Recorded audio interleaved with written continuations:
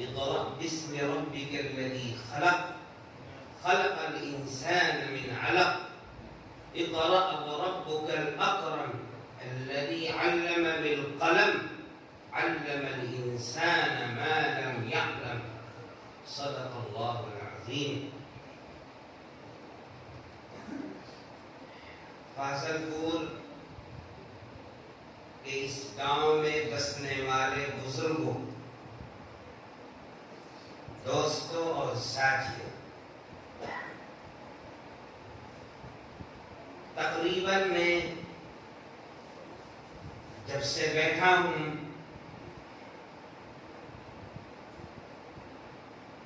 ان بچوں کا پروگرام سن رہا تھا.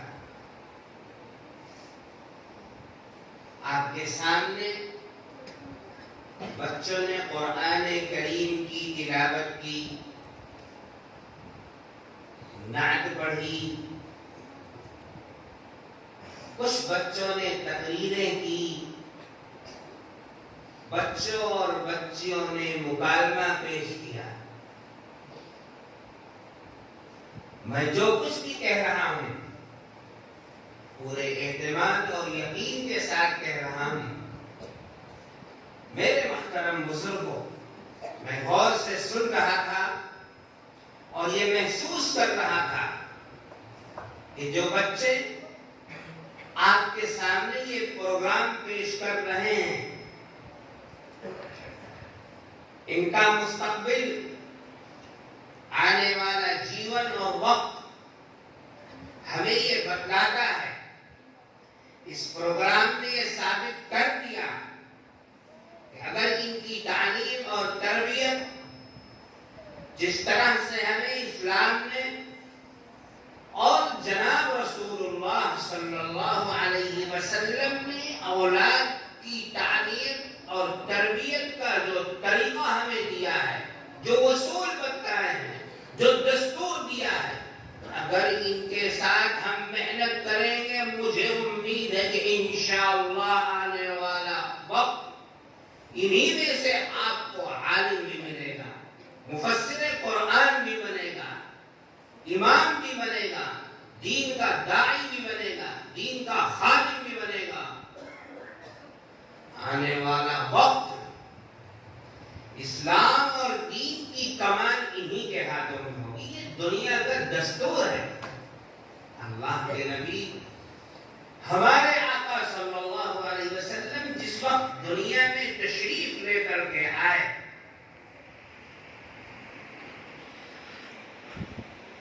دنیا کے حالات کیسے تھے دنیا جانتی ہے. انسان کی شکل رکھتا تھا، مگر اس کے اعمال کسی درندے اور بھیڑیے سے کم نہیں تھے. مگر آپ کے اخلاق اور کردار اور اس مجلس کا آغاز جس کتاب سے کیا گیا، یعنی قرآن کریم، اللہ تبارک و تعالی نے حضرت جبرائیل علیہ السلام کے ذریعے آقا علیہ السلام کے سینے مبارک کے اوپر نازل فرمایا. جب تک قرآن نہیں تھا، جب تک قرآن کی تعلیمات نہیں تھی، جب تک قرآن دنیا میں نہیں اترا تھا، دنیا کے حالات بد سے بدتر تھے. آقا علیہ السلام غار کے اندر تھے. جبریل تشریف لائے اور فرمایا، اقرأ یا محمد، اے محمد صلی اللہ علیہ وسلم آپ پڑھیے، اللہ کے نام کو پڑھیے. آپ نے فرمایا، ما انا بقاری، میں پڑھا لکھا نہیں ہوں.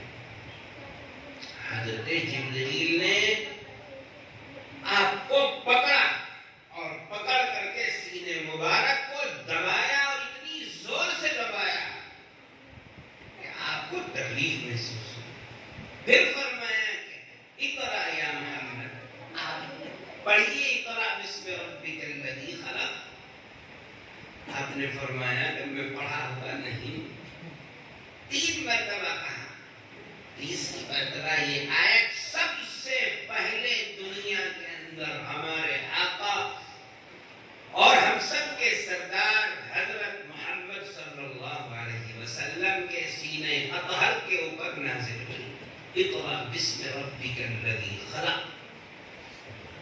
اے محمد پڑھیے اس اللہ کے نام کو جس نے سارے جہان کے انسانوں کو جمے ہوئے خون سے پیدا کیا. جس نے انسانوں کو پیدا کیا اور جمے ہوئے خون سے پیدا کیا. میرے محترم بزرگوں اور دوستوں، قرآن کریم کی تعلیم کو، اللہ کے اس پیغام کو اور اللہ کی اس کتاب کو لے کر جناب رسول اللہ صلی اللہ علیہ وسلم اللہ کے فرمان کے مطابق قوم کے پاس لے جاتے ہیں. وہ قوم جو شرک، بت پرستی، شراب، جھوٹ، قتل و غارت، ہر برائی کے اندر ڈوبی ہوئی تھی.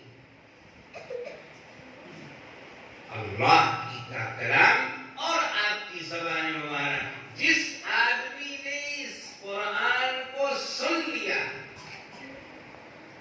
سخت سے سخت انسان جس کا سخت دل تھا، اللہ کے نبی کی قریب آ جاتا اور آپ پر ایمان لاتا.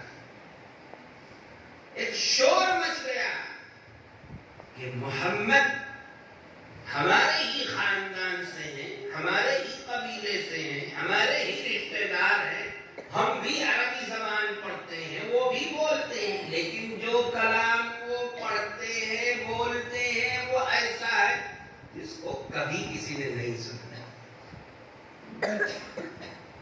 آپ ایک اللہ کی عبادت کی دعوت دیتے ہیں،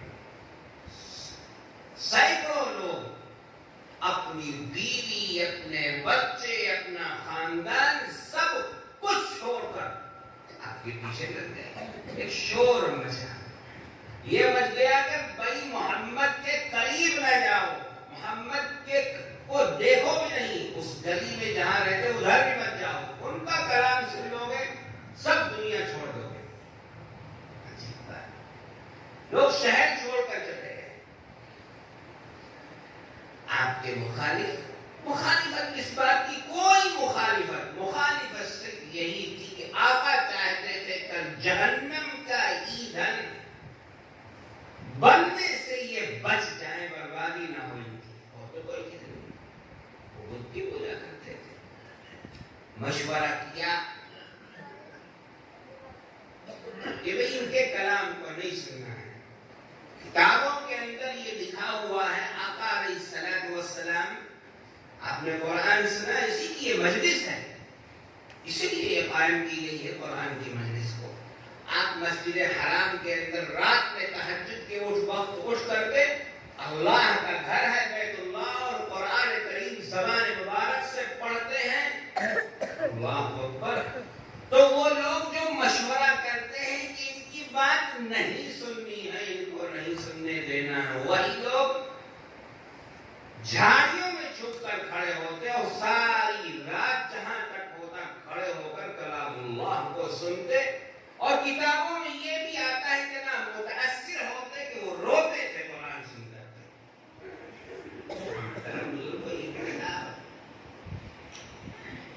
قرآن کریم اللہ تعالی کی وہ کتاب ہے. ہمارا ایمان یہی ہے کہ اس دنیا کے اندر اللہ کی کتاب یہ صرف مسلمان کے لیے نہیں، ہندو سکھ عیسائی کے لیے نہیں، میں اگر یوں کہوں صرف انسان کے لیے نہیں، بلکہ ساری کائنات کے ذرے ذرے کے وجود کا سبب ہے کتاب اللہ. اللہ کی کتاب ہے. اللہ کے نبی روز آنا ہمیشہ جب تک دنیا میں رہے اس کتاب کو پڑھتے رہے.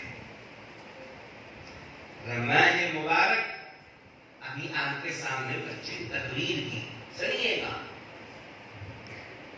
اللہ کے نبی تو نبی تھے اور اللہ کے حبیب تھے, دوست تھے. اللہ ان سے اتنی محبت کرتے, ساری خلقت میں سب سے بڑے محبوب ہمارے آقا تھے اللہ کے.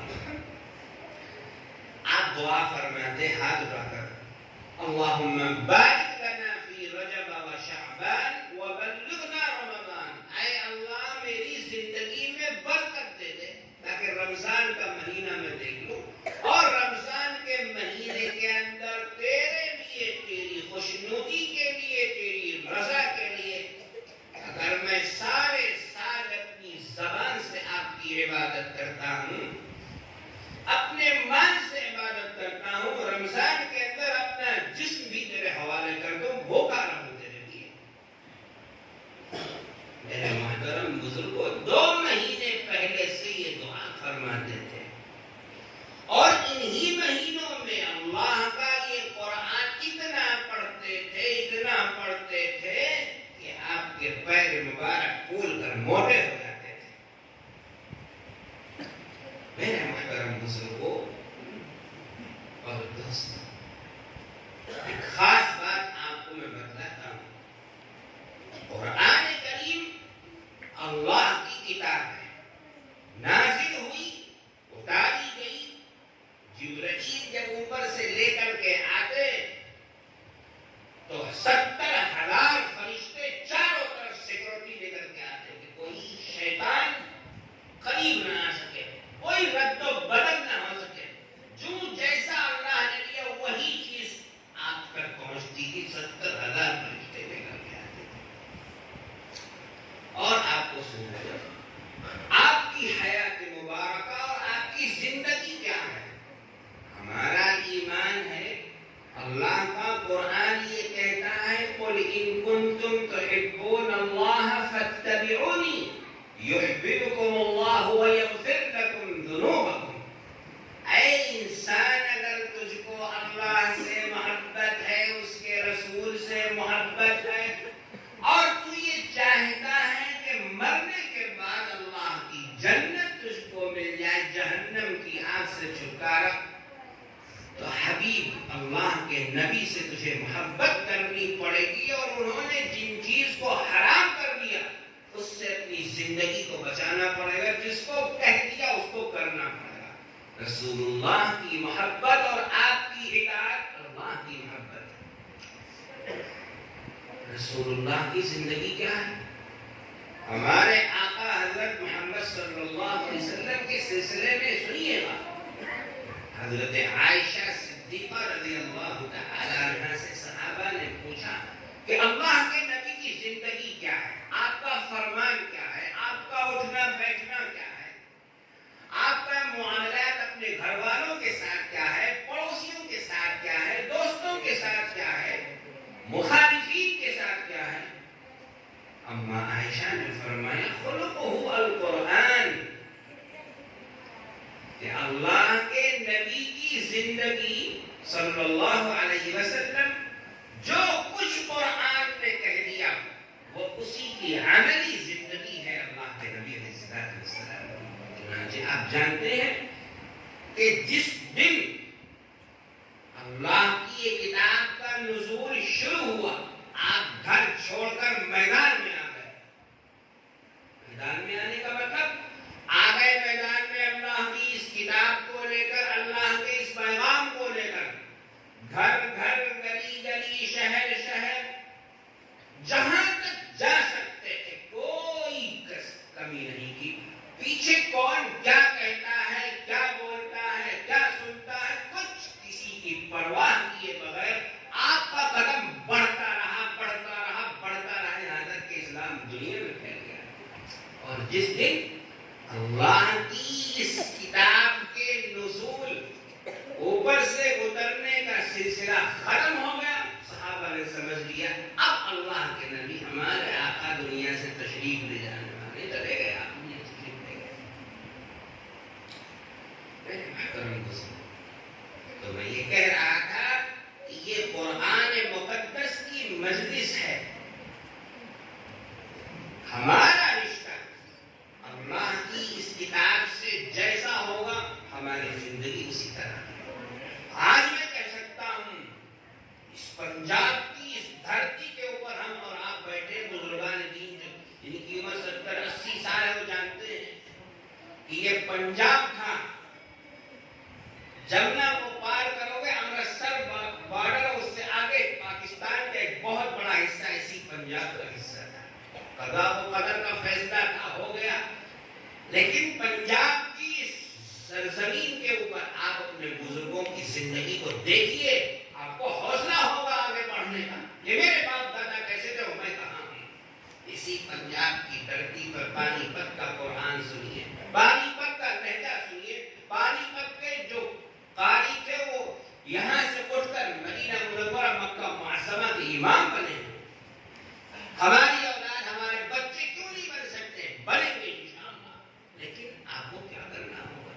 آپ سنیے, آپ ہی کے بزرگ ہمارے بزرگ شیخ عبدالقادر صاحب رازی رحمۃ اللہ علیہ جن کو سب جانتے ہیں, ان کا معاملہ تھا رائے پور میں کچھ سبق پڑھا گئے دارالعلوم دیوبند کے اندر. ابھی ماسٹر صاحب نے بھی آپ کے سامنے کچھ چیزیں کہی ہیں, بہت اہم بات کہی. حضرت گئے, دارالعلوم کمزور تھا, آج سے 60-70-80 سال پہلے. کھانا نہیں ملتا تھا, کوئی چیز دستیاب نہیں تھی. 10-20-50 گھر تھے دیوبند کے قریب. وہ ایک ایک بچے کی کفالت کر دیتے تھے. ایک بچے کا میں کھانا دوں گا تو دارالعلوم ایک بچے داخلہ لیتا تھا. کمزور تھے, غربت کا زمانہ تھا. حضرت جب دارالعلوم دیوبند کے اندر داخلے کے لیے پہنچے, داخلہ بند. محتمیم صاحب نے کہا بھائی تمہیں اگر داخلہ لے لوں گا کھانا کہاں سے کھاؤ گے؟ حضرت نے فرمایا کہ حضرت محتمیم صاحب میرا داخلہ لے لیجئے, کھانے کا انتظام اللہ تعالیٰ میرا کر دے گا.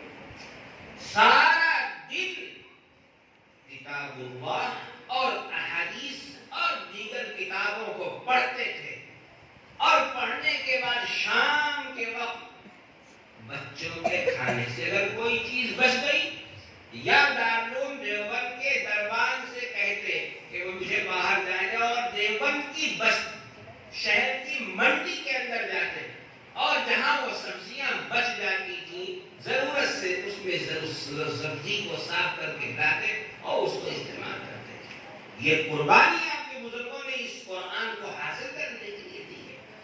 آپ جانتے ہوں گے حضرت تھانوی مولانا اشرف علی تھانوی رحمۃ اللہ علیہ کی زندگی کون نہیں جانتا, بہشتی جگہ پڑھتے ہیں. اور حضرت رحمۃ اللہ علیہ کہتے میں تھانہ بھون سے پیدل جاتا تھا دیوبند پڑھنے کے لیے بچپن میں, اور جب پڑھنے کے لیے جاتا تو جس دن جاتا تھا رمضان کے فوراً بعد جاتا, استاد محترم سے کتابیں پڑھتا, صبح کو پڑھتا, ظہر بعد پڑھتا, مغرب بعد پڑھتا, عشاء بعد پڑھتا, جو مجھے وقت ملتا مطالعہ کرتا.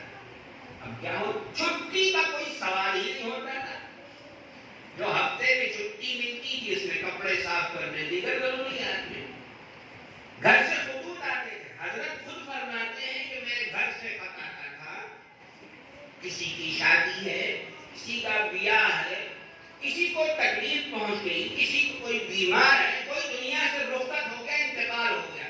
حضرت سارے خطوط کو اپنے ایک بکسے کے اندر جمع کرتے رہتے تھے, اور جب سالانہ سال کے بعد امتحان ہوتا تھا اور تمام کتابوں کو بہترین یاد کرتے فرسٹ ڈویژن سے پاس ہوتے, اور جب گھر جانے کا نمبر آتا تو بکسے کو کھولتے تھے اور دیکھتے تھے کہ میرے فلاں بھائی کا فلاں رشتے دار کا انتقال ہو گیا, اس کے لیے سارے سبق پڑھ دیتے تھے.